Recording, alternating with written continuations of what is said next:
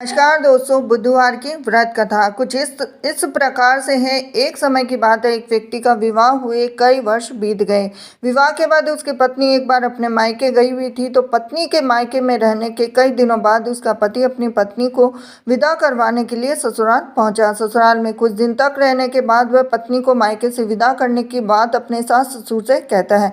तो बुधवार का दिन होने के कारण उसके सास ससुर ने कहा कि इस दिन बेटी ससुराल से नहीं जा सकती, इस कारण विदाई नहीं हो सकती। लेकिन वह व्यक्ति नहीं माना, अपनी पत्नी को मायके से विदा कराकर अपने घर की तरफ चल दिया और रास्ते में जाते वक्त पत्नी को बहुत तेज से प्यास लगी।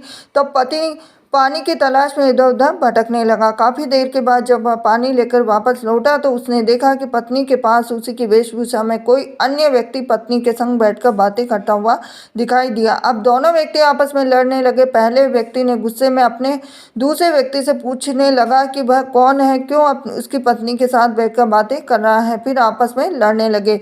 दूसरे व्यक्ति ने भी कहा कि ये मेरी पत्नी है। दोनों के बीच भयानक लड़ाई होने लगी। तब वहां पर कोई सिपाही आ गए और इसी से उसके असली पति के बारे में पूछने लगे। दोनों व्यक्ति को देखकर स्त्री हैरान हो गई, कौन मेरा पति है? तो वह दुविधा में पड़ गई, क्योंकि दोनों एक जैसे ही लग रहे थे। तो वह पहला व्यक्ति परेशान होकर मन में कहा कि भगवान, ये कैसी आपकी लीला है। तभी आकाशवाणी हुई कि बुधवार के दिन पत्नी को विदा करवाकर नहीं ले जाना चाहिए था। यह सब सुनकर पहला व्यक्ति समझ गया कि यह भगवान बुद्ध की लीला है। फिर वह व्यक्ति बुद्धिदेव से प्रार्थना करने लगा, क्षमा मांगने लगा। फिर फौरन ही बुद्धिदेव अंतर्धान हो गए। अब उस व्यक्ति को अपनी पत्नी मिल गई। तभी से हर दिन बुधवार के दिन भगवान गणेश की पूजा करने लगे और व्रत करने लगा। ये थी आज की बुधवार की व्रत कथा। हरे कृष्णा।